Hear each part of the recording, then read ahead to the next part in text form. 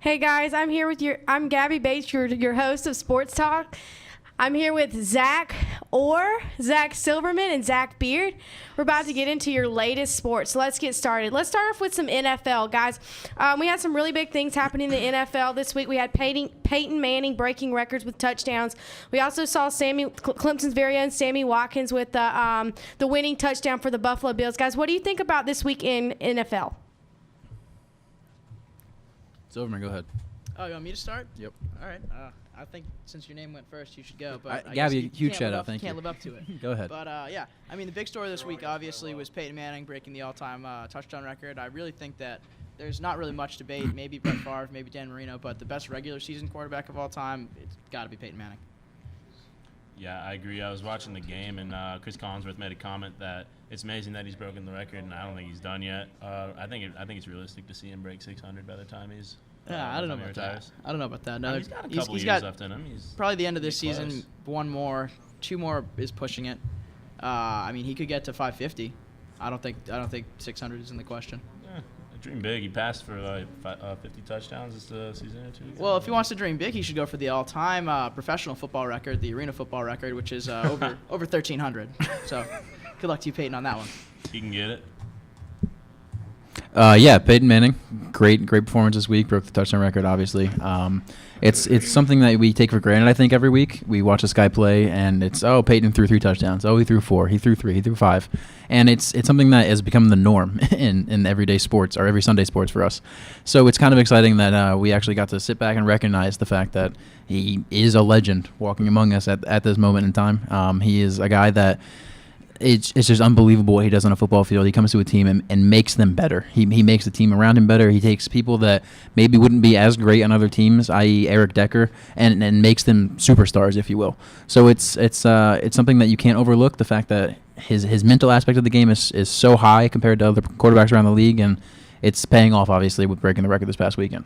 I mean, I think that's one of the things that makes a quarterback great, that brings him to that next tier. You know, Brady, Rodgers, Breeze all do the same thing. You see guys like Lance Moore, see guys like, pretty much any receiver that Brady's had over the past few years, save for Randy Moss and Wes Welker, has been phenomenal. I mean, Aaron Rodgers elevated guys like Greg Jennings, who is average at best in Minnesota right now, and he was a Pro Bowler, top of the line talent when he was in Green Bay. And I mean, that's what separates these guys and the guys like Marino, like Montana, from the average quarterbacks, and that's why they win Super Bowls, that's why they win MVPs, and that's why they go into the Hall of Fame.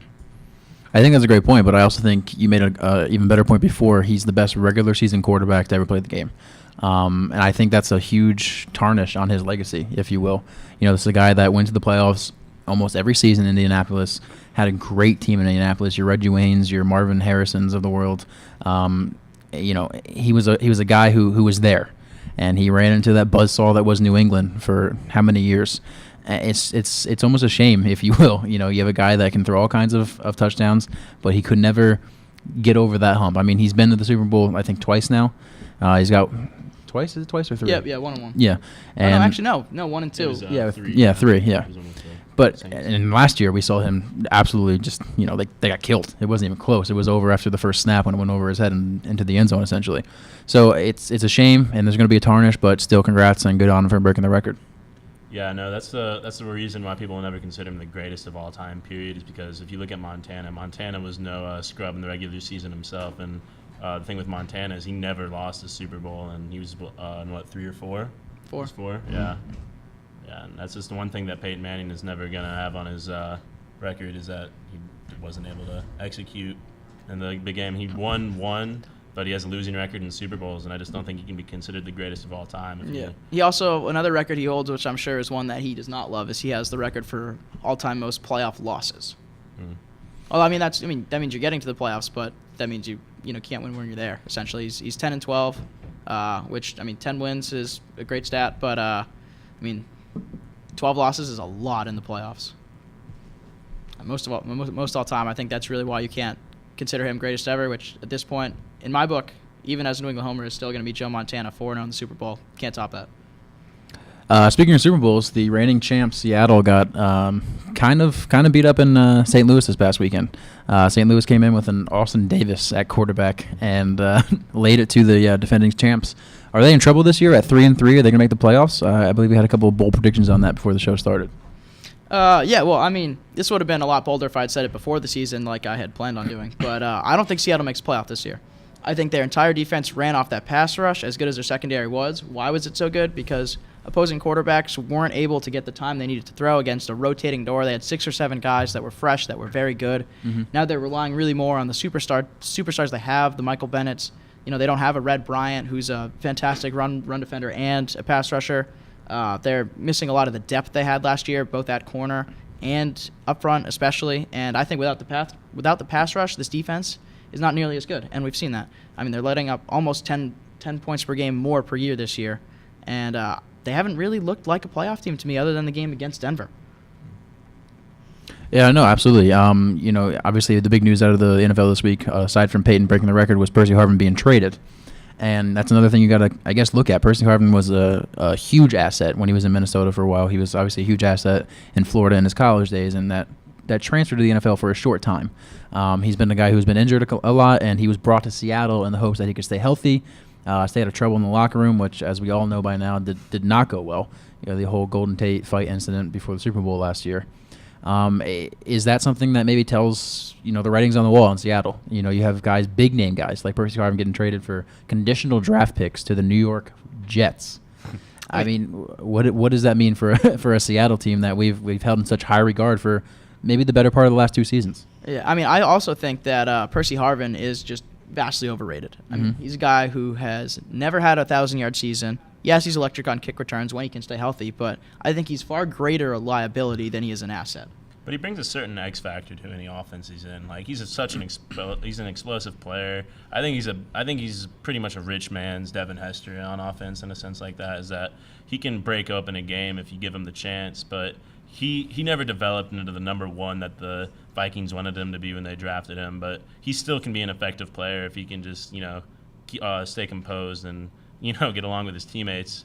I think that'll be a big thing moving forward because I can't remember where I read it, but someone said if he can't get it straightened out with the Jets, his career may very well be over, or at least the valuable part of it. Well, you talk about character issues and getting along with teammates. I don't know if the New York Jets are the organization to go to do that. They were on HBO Hard Knocks a couple of seasons ago, and it's just absolute chaos in that camp, and it's been chaos ever since. The whole Rex Ryan circus train is just a mess. So I don't know if it's the locker room with the lack of maybe veteran leadership. You have a guy, Gino, a young kid back there throwing interceptions, making mistakes, getting pulled from games. You have Mike Vick just collecting a paycheck, not really caring, from what it seems like. It's a lose-lose situation as it stands right now for Percy Harvin. As a Ravens fan, I had a chance to see Rex Ryan up close when he was still our defensive coordinator. And the thing with Rex Ryan that I always notice is that he's not really a respected coach. He's kind of more of a player's coach in the sense that he's kind of buddy-buddy, and I get the feeling that it's gotten to the point in New York where the players don't really respect him anymore, and I don't think he could seriously get them together and say, hey, it's time to buckle down. I just don't think he has that trait in him. And I just think I just don't think there's any respect for the coach in New York. We can talk about how players don't want to play for Jim Harbaugh in San Francisco all the time, but I think the more glaring issue in that sense is up in New York with Rex Ryan. Yeah, I mean, I'm not quite sure how he put together an 8-8 season with that squad last year. He's not going to be able to do it again this year. I think they're going to finish somewhere in the neighborhood of 4-12 to 6-10, and he's going to be gone. That being said, the preparation in that locker room is atrocious. I mean, you have a guy, Michael Vick, who's supposed to be brought in to be a mentor, to provide veteran leadership, to stabilize the locker room, and he goes in for the second half of the game, and he says after the game, I wasn't ready, I wasn't prepared to go in. This is why you're here, to show the other guys how to prepare, how to be a professional. And I mean, if you can't do that, literally what you're brought in to do. He wasn't brought in to play quarterback. He was brought in to be a mentor to Geno Smith. And obviously he's failed, and I think Rex Ryan has to shoulder a lot of the blame for that. I mean, why would you bring the guy in the first place? It's a shame we talk about it like this. Rex give him some credit. The guy took his team to 2 straight AFC Championship games. He was obviously doing something right with a guy like Mark Sanchez at quarterback. I understand it was his defense that carried that team, but Rex Ryan played a part in that, and he is a good coach on some level. You have to give him that. Oh yeah, absolutely. But he did lose the team, and I think that's going to ultimately cost him his job unless an unforeseen turnaround is going to happen up in New Jersey, New York this week. And I don't think that's going to happen. I think once the coach loses his players' respect, it doesn't come back. I can't think of any instance where that's happened. It usually is bad news for the coach involved. Yeah, I mean, I just think he's one of those guys who's meant to be a coordinator, not a head coach. I mean, Agreed. like Lane Kiffin, terrible head coach, but offensive coordinator, he's working wonders in Alabama. They just crushed Texas A&M. I mean, Josh McDaniels. Yeah, Monty Kiffin. There's Rod Marinelli for the Cowboys now. Sure. Terrible head coach for the Detroit Lions. Jim Schwartz, terrible head coach for the Detroit Lions. Gary Kubiak, these guys are working wonders with Detroit and with Buffalo and with Dallas. On Gary Kubiak with the Ravens. Yeah. I mean, they're fantastic coordinators that just aren't cut out to be head coaches for whatever reason. Dom Capers in Houston. That was a fun experiment they had. Yep. Years ago. Wade Phillips. Welcome, Dave, another to the good sports example. show. Dave, thanks for coming on tonight. Appreciate it, bud. Hey, Wade Phillips did a heck of a job down in Dallas. Maybe if you're a Giants fan. Speaking of another team maybe falling off the face of the earth a little bit, the Bengals took an absolute beating from the Colts this past week. 27-0, I believe it was. What do we think about that Bengals team and maybe a little bit on the Colts as well, boys? Well, Bengals have never recovered from that shellacking in New England. Yeah. I mean, they've done the best thing they've done since then is tie. But the Colts are a fantastic team right now. I think their defense has looked better than I've seen it look since they went 2-14. Andrew Luck is an MVP candidate right now. He's playing phenomenally.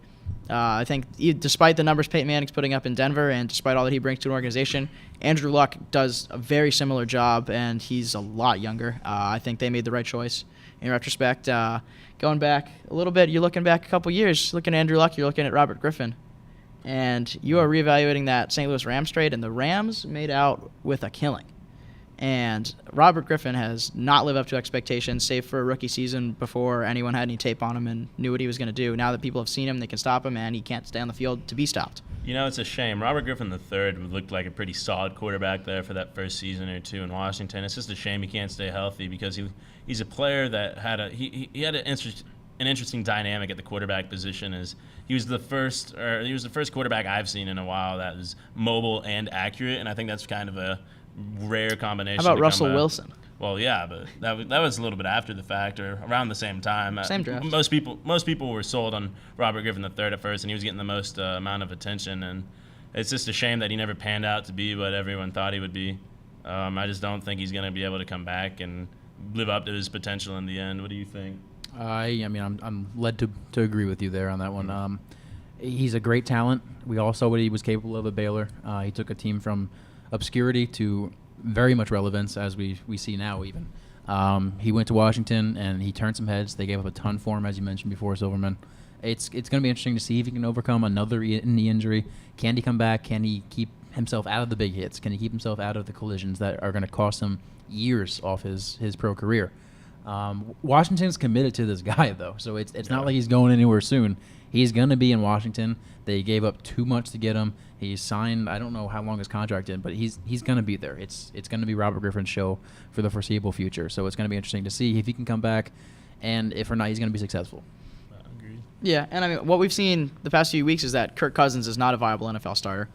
He's a guy who can come off the bench when the game plan is not for him. Yeah. And the same thing just happened with Colt McCoy. So maybe the Redskins' best bet is just to rotate quarterbacks or whoever they think the defense is not game plan for, and just put him in the second quarter, because that's when Redskins quarterbacks seem to go off. Tebow time in Washington? Yeah, it should take Rex Grossman. I don't know, call Joe Theismann. Just put any former Redskins quarterback in there into the system in the second quarter of a game, and he'll go 11 for 12, throwing 70-yard touchdown passes. Like Colt McCoy was doing, a guy who hasn't started a game since 2011, about to get the nod on Monday Night Football. So I think that's going to be a shellacking, but good for Colt McCoy. Give him credit. 91% completion rating in his first game with Washington, but that's not sustainable. I mean, we'll see. Gabs? Okay, guys, now some MLB. The World Series kicked off Tuesday with a 7-1 whooping by San Francisco. Does this make it 5, guys? Make it 2-5. I mean, I know Silverman has been on the Kansas City train in the playoffs so far, and it's been a respectable and it's been a admirable pick so far. But from what I saw in Game 1, I'm going to throw you a no there, Gabby. I do not think this series makes it to 5. It's going to be a clean sweep. San Francisco is a team to be reckoned with in the playoffs. 3 out of the 5 past years they've been there, been in the dance. it's over. It's all but over, in my opinion. All right, well, you're expecting me to come and defend my point. My Kansas City I Royals am, pick I that I am. made all postseason. I am. And what I had all postseason was the Kansas City Royals losing in the World Series. Okay. Why? We've seen teams like this before. We've seen the Colorado Rockies get just out of nowhere extraordinarily hot in 2007. Okay. 7-0 into the World Series, swept. We've seen teams like the Baltimore Orioles this year coming just thundering over the Detroit Tigers, like looking fantastic. Buck Showalter putting his hat in the ring for best manager in baseball, swept. I mean, you get new teams. You get teams like this that are coming in, that are exciting, that are playing good baseball, and you run into a Bruce Bochy coach team. I mean, Hall of Fame manager Madison Bumgarner has been looking like one of the best pitchers in baseball over the past few weeks. These Giants teams, baseball is a superstitious sport among all others, definitely above all others in that terms. Giants have been winning an even number of years, and I think that's a trend that we're inclined to see continue. Yeah, the winner of Game 1 in the last 11 World Series has gone on to win the last 10 out of the last 11, whoever's won Game 1. So that's a good sign for the Giants right there. I think it'll make it to 6. I got the Giants winning it all. Yeah, I mean, these Royals though. I mean, this for years was the number one farm system in the major leagues. Mike Moustakas, Eric Hosmer, Will Myers, who's now in Tampa Bay as a result of them getting James Shields. I mean, they had fantastic talent in the farm system that never really seemed to translate until last year. You saw a little bit of it, and this year is when they really put it together. And if they can keep this core together and they can keep this team running, stealing bases, Yordano Ventura is a top-of-the-line ace talent.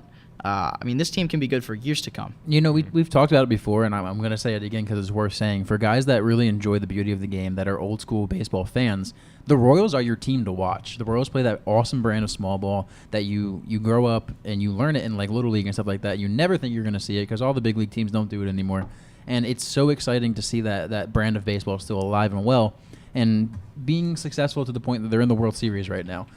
Can they turn it around? We'll see. I'm obviously made myself clear. I do not believe they will, but it's still exciting. Like you said, they have that core together. If they can keep them together, it's going to be around for years to come, and that's exciting. That's going to be really awesome for the game of baseball.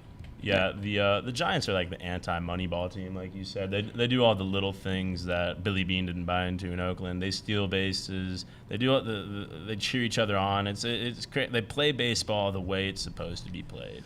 Yeah, Gabs. Okay, guys, now some college football. We had some exciting things happen this past week. We had a really exciting game between FSU and Notre Dame, with the last seconds giving Notre Dame the win. We also saw Gurley. Florida State. Giving Florida State the win. Notre Dame had the offensive interference. We also had West Virginia shocking Baylor, which was really a really big deal to me. And Gurley was reinstated. Guys, what do you think about college football this past week?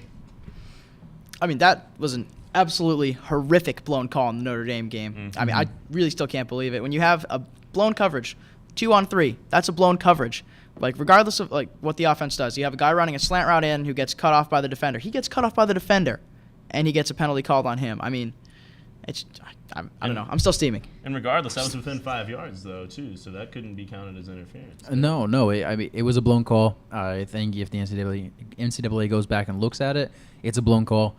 Brian Kelly made a big to-do about it in the media, and deservedly so. It handed FSU the game. And, I sat here last week, and I talked with Silverman here, and I said FSU big in Tallahassee. It was not a big game. I mean, it was a huge game, but it was not a big score. They squeaked out with a win. But it remains to be seen, can FSU be beaten in Tallahassee? And right now, that's a big no.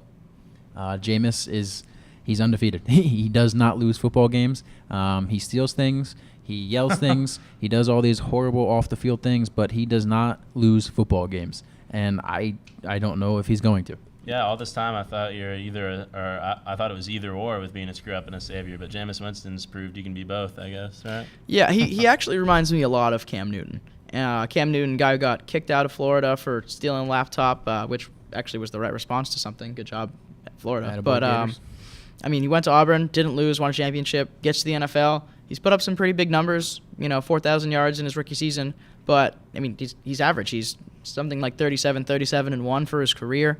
It's a style of play, just a style of character that doesn't transfer to the NFL. You look at the guys that are winning Super Bowls. You look at the Mannings, the Bradys of the world. These are high character guys. These are guys that were captains all the way through high school. These are guys that were class presidents and things like that. Character is extremely important to the quarterback position. If you're going to be the face of a franchise, you can't be jumping up on tables yelling things.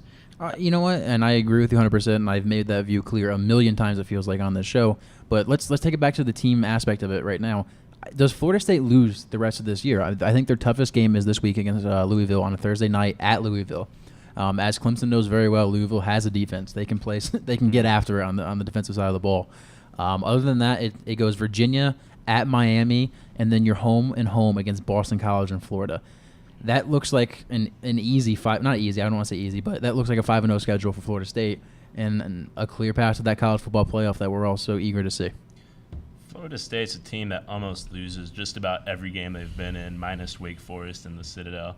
And it's this game against Louisville, I don't think it'll be – I think it'll be close, and Louisville has a chance all the way. I wouldn't put it past Louisville to come away with the upset. I wouldn't put money on them either, but I wouldn't be surprised if they come out of there with the win. Well, I mean, we've seen it year in and year out. Good teams find ways to win football games. So, yes, teams have been playing them. They're giving them their best shot. They're the reigning national champions for a reason. They're a good football team. So, yeah, they're going to have close games. They're going to have, tight calls. It's going to be a hard-fought game each and every Saturday. But there's no reason for me to sit here and believe right now that Florida State is going to lose a game rest of the season. I see as sorry. I see Florida State getting their first loss to Louisville. Why? I think Florida State's got a great team, of course. I mean, they've won out the rest of the season. Jameis Winston, yeah, he's a good quarterback, but I see an upset. We've had plenty of upsets in the past 2 weeks. I think Florida State is not going to have what it takes to go against Louisville's defense. Yeah, I guess. I mean, Louisville came to Clemson. They obviously lost here at Clemson, but they almost beat us.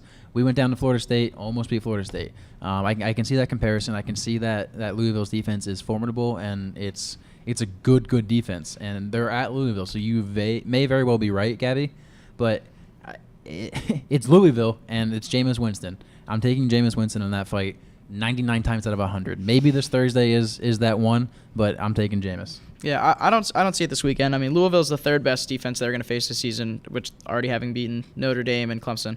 The Clemson game with their backup quarterback. But I think if if Florida State's going to lose a game this year, I think it's going to be BC.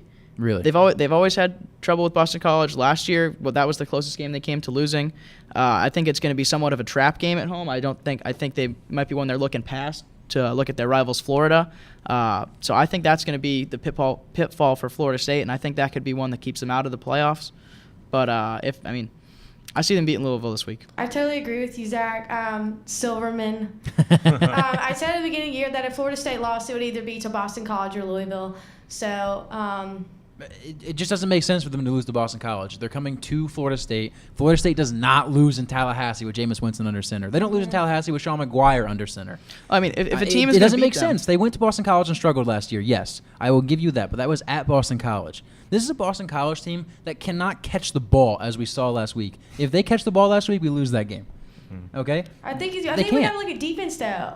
I mean, look at defensively. Look at Clemson defensively. I mean, 2 straight games in a row, Clemson has won off of defense. Okay. Yeah, fourth down stops. Okay, so why can't Louisville win off that? I mean, I think the blueprint for a team to beat Florida State is going to be to play keep away, and I think Boston College is a team better set up than Louisville to do that. I mean, Boston College ran all over the University of Southern California, who is a team that had an underrated defense, a team that played a fantastic defensive ball game against Stanford when we still thought Stanford was good. I mean, they put up almost 500 yards on the ground against USC, and if that's the type of game it's going to take to beat Florida State, they've already proven that they can do it once. I mean, we'll find out Thursday. We'll find out, obviously, in November when they play Boston College, but for my money, 5-0 the rest of the season, Florida State. Boo. Florida State loses out. Doesn't make it into the rankings. Go ahead, Dave. What do you got? They're going to lose to Florida. Look, they're playing against these ACC teams. Clemson, come on. They can't even pick a quarterback. Let's be real. They lose big games all the time. Classic ACC crap. Going to Louisville, that's still a Big East team in my mind. Whatever. Okay. They're going to lose to Florida. That's an SEC team who's playing good teams all year. They know how to play against good teams. It's a Florida team that didn't make a bowl game last year, This is a Florida Dave. team that's 3-3 right now, starting a true freshman at quarterback this Boom. weekend. Done. A That's true it. freshman A at true quarterback. freshman. You know who they almost lost to this year? Clemson. With who? They almost lost to true Cole freshman. Stout. Cole A true Stout. freshman. They almost lost to Deshaun Watson Stout was because in, like, Deshaun 3 Watson does seconds. the He was same there. things that Treon Harris. Are we going with Treon Harris? Yeah, Is that his that's name? it. That's correct. Yeah. That's his name. Just watch out. Just watch out. It's going to be the same thing. Will Will. Muschamp. He's a Will Muschamp. I think you only picked Florida so you could say that. Is that an I accurate just made assessment? that up on the spot. Okay. That was pretty good, though. But That's yep, very we should write down our suggestions here. I'm going to write them down. All right, absolutely. see. Let's move on from Florida State real quick. Let's talk about WVU beating Baylor at home this weekend. Obviously, the Baylor Bears went into Morgantown in a muggy, rainy day and got punched right in the nose. WVU with the big upset in college football this week. What do you guys think about that? I mean, weather has always been the great equalizer in football. Sure. And especially when you have a high-flying spread offense like Baylor's under Bryce Petty. I mean, it's been that way for years. They've been, Oregon light, as you would call them, and I think that's exactly what they are. They're a team that's very fun to watch. They put up big numbers, but just like Oregon, they're not winning the big games. Yeah, no, I agree. That game was crazy until the end. It was a very entertaining game all the way. It's amazing how many upsets have been happening in college football this year. That was just the newest in a slew of them. But the most interesting story to me in college football this weekend was Alabama's thrashing at Texas A&M. Alabama looks like they're trying to vie for a spot in the college playoff. I think they can get it. You're 100% right, but I want to quickly add something to that WVU Baylor game real quick. When you talked about it, you said Bryce Petty and Baylor and Oregon Junior, if you will. Mm-hmm. Let's give Clint Trickett and Dana Holgerson a little bit of credit in Morgantown. Oh, They're not a bad team. Clint Trickett, I believe, has set the school record in terms of consecutive 300-yard passing games up in WVU right now. He played well. Aside from dating Saban's daughter when he's home in the off season, he really focuses in on football up in WVU, and he's performing well. He's maybe the next Geno Smith of that university. We'll see where that goes, and I hope they make a run. I hope they're fun to watch.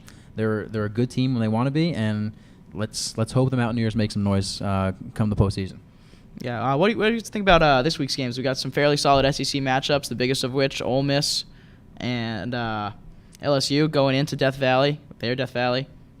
We got South Carolina going down to Auburn, and we got the third Saturday in October, Tennessee, Alabama. What do you guys think in SEC this week? Go ahead. Well, South Carolina loses. Ole Miss and LSU, that's going to be a good game. Ole Miss, LSU, yeah. I don't know. I think Ole Miss comes away with that. I don't buy LSU as being as good as 6-2 as they are. I think that's a team that can easily get blown out in the right game by Ole Miss. Yeah, Alabama, Tennessee. I think that's the closest. I think that'll be upset watch. I got Alabama on upset watch, guys. I think Tennessee can do it. I want to sit here and tell you you're right on that, but I think you're dead wrong. Tennessee has a great atmosphere, a great fan base, but I don't see them competing with an Alabama team. Maybe another game to look at this week is Ohio State at Penn State. This is an Ohio State, obviously, without Braxton Miller, going to Penn State, 8 o'clock night game. I have a couple friends up at Penn State. They're telling me it's going to be a whiteout in the student section. The whole stadium is going to be completely white. It's going to be loud. There's 100,000-plus people in that stadium. That very well could be a bit of a trap game for an Ohio State team that has maybe pleasantly surprised some of us this year with their quarterback situation and how it's panned out for them so far. Absolutely. I'm going to go back to the SEC for a little bit, and Sure. I'm going to take the LSU Tigers knocking off Ole Miss this week. Yeah. Why?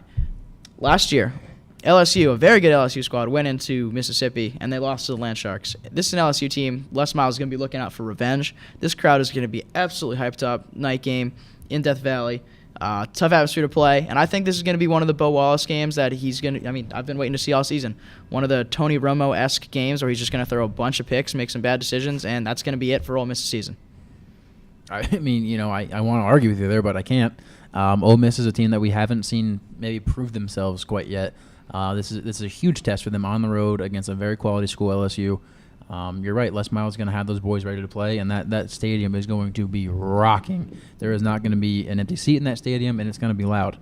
Can Bo Wallace stand up to that? Can that defense go on the road and get some stops. And I mean, we'll see what happens. It's going to be an interesting game for sure. 7:15 kick on ESPN, I believe. Yeah. Now they did beat Alabama, but that game was at home.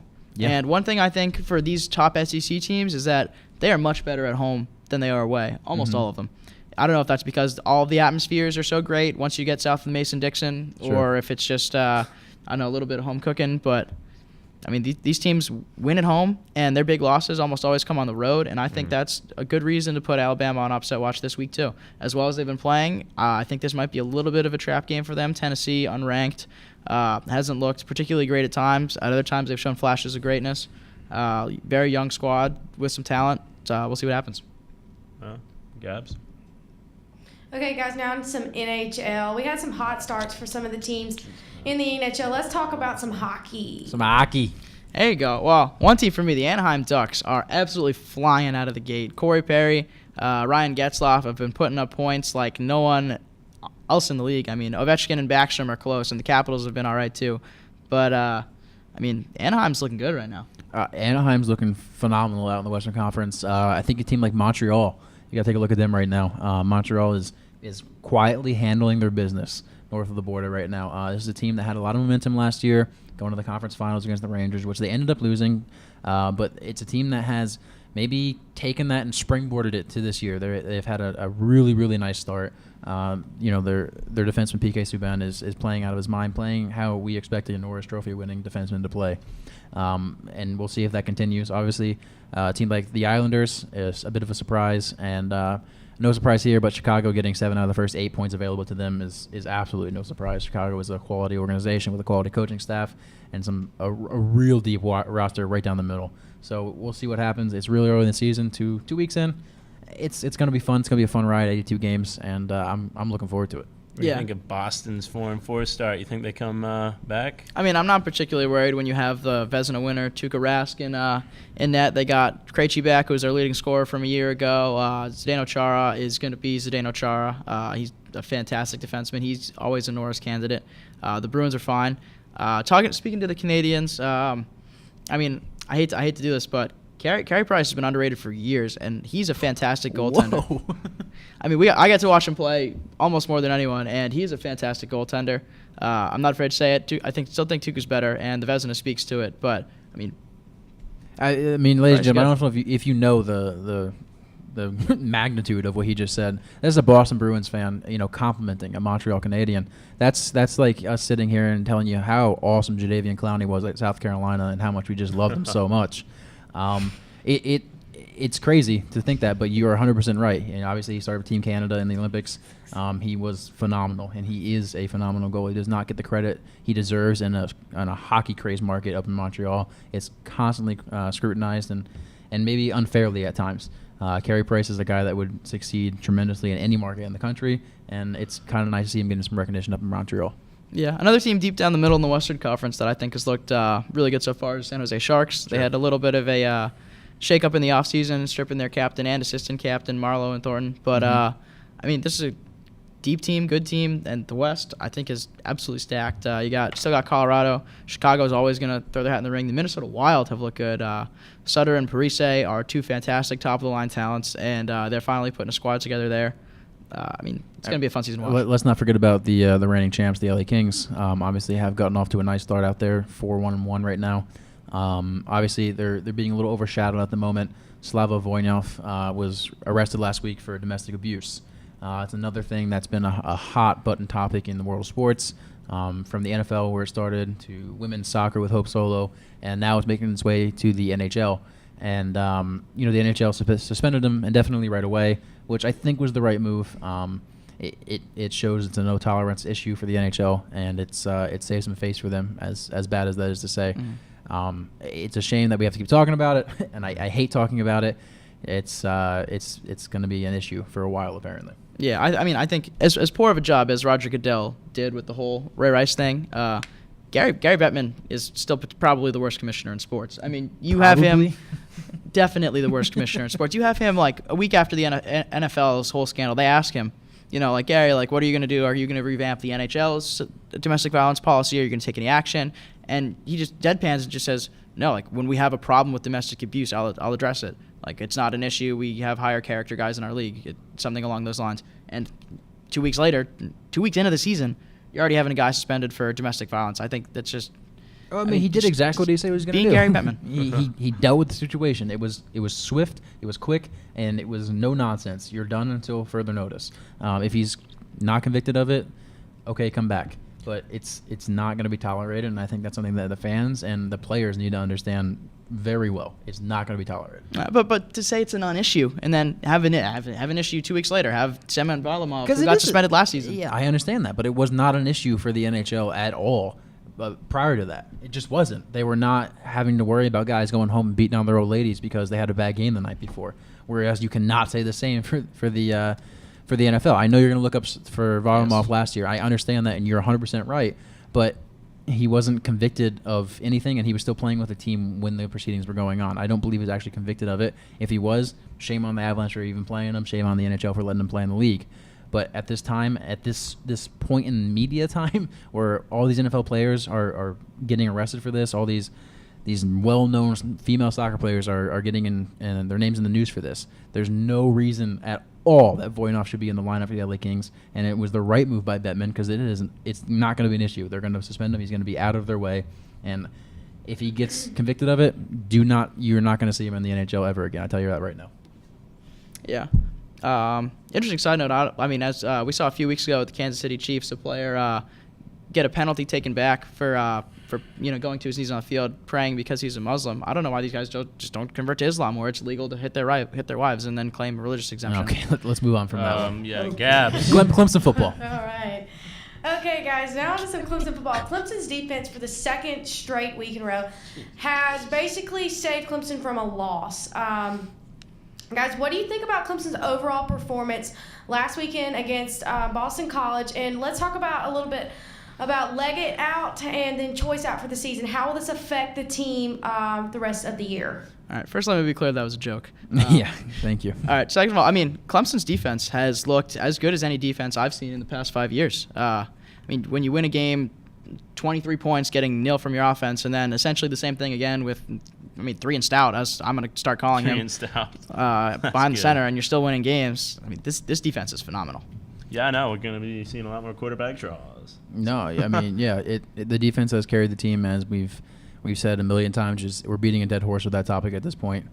They're going to continue to do it. It's Cole Stout. Maybe we had high hopes for him. I had high hopes for him. I sat here at the beginning of the year and told you that Deshaun Watson needed to wait his turn. It was Cole's team to run, and I was dead wrong on that. Cole is a guy that maybe bit off a little more than he could chew in terms of running this offense. We see a lot of the same play calls for a reason. They're plays that he's comfortable with. They're plays that the coaches are comfortable with him running. It's just not going to be an exciting game that we've grown to know and love with Clemson football. Obviously, you have a guy like Choice going out for the season. Leggett, his big tight end target, going out for the season. That stinks. The Clemson football team has been ravaged by injuries this year. Obviously, this past week, I believe, or this coming week, we have Tyshawn Dye coming back, or making his debut. So we get another running back back. That's fun. And we'll see what happens, but hopefully he can knock some heads together and maybe get a win against Syracuse at home this week. I mean, for this offense, though, this is not why we pay Chad Morris $800,000 a year. I mean, you have to be a guy who can tailor a system to the players you have. I mean, Chip Kelly says it all the time in Philadelphia, and, he was running probably the best offense in recent memory in Oregon. And I think that's something you have to do. You can't have Cole Stout running quarterback draws. That's not his style. I mean, this is a guy who had a couple of games. I mean, he went 19-20 against Syracuse last year. Yes, against their second team defense. Sure. But when you have a guy who can be that accurate, let him sit in the pocket. Don't make him run around. First of all, it's just going to make him tired. It's going to make him throw worse. And second of all, it's not his strength. Tailor the offense to your players, Chad Morris. Yeah, I don't see why they don't just do little short 6 to 7 yard completions and just try to get some yards after catch. Our wide receivers are fast as sin. You just get them the ball and let them do the work. That's the idea with the wide receiver screens, but I don't know if you guys have noticed this yet, but defenses know when it's coming. Newsflash. Just start shaking it up a little bit. Maybe some slants, curls. I'd love to see a forward pass from Cole Stout. That would be a nice nice addition to the offense. What do you guys think? I mean, yeah, it's pretty exciting to see him throw the ball downfield, but at the same time, you have to have some time back there. This offensive line has been one that's been maybe the question mark of the entire team, aside from the quarterback position. They have not been able to consistently protect the quarterback, consistently get a push off the ball for the run game. How many times have we sat here and talked about a 3rd and 1 or a 4th and 1 that we could not get a yard or inches for a first down? It's Cole, it's on Cole, but it's also on the offensive line. It's on Chad Morris, and ultimately it ends with Dabo. Dabo makes the final call and everything with the team. If you're gonna have a problem, take it to Mr. Sweeney's office. Guys, talking about this, we also saw that Cole Stout got the MVP award of the game, and he got the leather helmet award. Do you think he deserved it? No. I mean, Why? that was a hey, you didn't lose the game for us. Thank you for doing that. Here's a present. Here's a cookie. That's what that reward for me was. I mean, he's a quarterback that manages a game at this point. He did not lose it for Clemson Boston College. That was the whole reward. That was what it was for me. It wasn't because he played phenomenally well. It wasn't because he went above and beyond the call of duty. It was because he did not lose the game. Yeah, I mean, you can't be an MVP when you didn't contribute to the scoring at all. I mean, 0 touchdowns. I mean, why is he qualified to be the MVP of the game? I mean, 29 of 45 for 285 yards. But, yeah, anybody's going to put up 285 yards when you're passing 45 times in a game. Yeah, I mean, go get 11 game balls and give it to the defense. I mean, Gabby, if you disagree, please feel free to do so. No. I just wanted to bring it up. I mean, you guys know that I did go with Cole Stout at the beginning of the season. I did think Cole Stout had what it took. I thought he was going to be better than Watson. Watson kind of completely changed my opinion about that. But, I mean, I think we have to give a little credit to Cole Stout. I mean, he is coming in with Watson out for the rest of the season. You know, he's got a lot of pressure on him right now. He knows a lot of people's not really in his favor. I mean, you got to give the boy a little bit of credit. I mean, I'll give him credit. When Deshaun comes back for the Georgia Tech game, I will stop giving him credit. I'm excited to see that. Deshaun's throwing the ball again, or a Nerf football, if you will. Cole, he manages the game, and he hopefully gets us out there with a win. That's what his job is. Thank you for doing that. I appreciate it. I don't know what you want from me for this. You know, he's a player that did not live up to expectations. He was a career backup for Taj Boyd when he was here, and rightfully so. He is a backup quarterback, and that's the cold hard truth. Yeah, I don't mean he didn't throw any picks, game ball. Like, I definitely agree with that. I think Watson completely showed that he had what it took to be the starting quarterback. He did. But I think with Cole Stout coming out now, he has a lot of pressure on him, and he has a lot of people that's not exactly in his favor. So, I mean, I can see where you'd make mistakes there. I'm not sitting here to not be in his favor. I'm in his corner. I'm obviously a Clemson fan. I'm a Clemson student. I'm going to support the kid if he goes out there and plays and puts on the Tiger Paw every Saturday. But that being said, I'm going to critique his performance. I'm going to sit here and I'm going to be critical of the fact that he can't get the ball. If he can't accurately throw the ball to the flat, he can't do anything right at some points during the game. I mean, like was said before, he did not have a touchdown this past weekend. It just didn't happen. You need to do that in a Chad Morris offense. The quarterback needs to produce points, whether it be by his feet or by his arm. And so far, Cole has shown me he can neither run or throw the ball. Well, if you look at the game the other week with Watson, the offense didn't have any scoring either. And that in was four against, plays? Yeah, and that was against a great Louisville team that you have beaten Florida State this week. I mean, Sean played, And- six snaps? In Cole's defense, though, his shoulder is still bugging him a little bit. I mean, it's an excuse, sure, but, I mean, he isn't feeling 100%. He isn't much better when he is 100%, but, I mean, that's still bothering him a little bit, so we can cut him a little bit of slack, but I just hope to see more from him this week against Syracuse. I mean, Yeah. and there's nothing wrong with expecting that. I know if, obviously we sit here and we read the Dabo Sweeney comments from every press conference after practice, after games. Cole did this, and this. He's a great leader for us. And, we're really proud of him. He's really improving, embracing the offense, yada, yada, yada. And, we need to be there and support this quarterback. And that's fine. And I'm with you, Dabo, 100%. But I'm going to sit here and critique his performance. I'm going to be critical of him. And I think that's entirely fair for us to do so. Yeah. If he can't handle being critiqued at a basic student-run TV network, then how is he going to handle possibly making a bowl game and having the national media in the spotlight and having to deal with that? He can't. He's not a quarterback that's going to be able to handle that, especially at a team like Clemson, a university like Clemson, that has for the last couple of years has high expectations. It's been on the rise in terms of the football community. Gabs. Okay, guys, that's it for our show for this week. Tune in next week at Wednesday at 8 o'clock to get in on the action. Thanks, guys.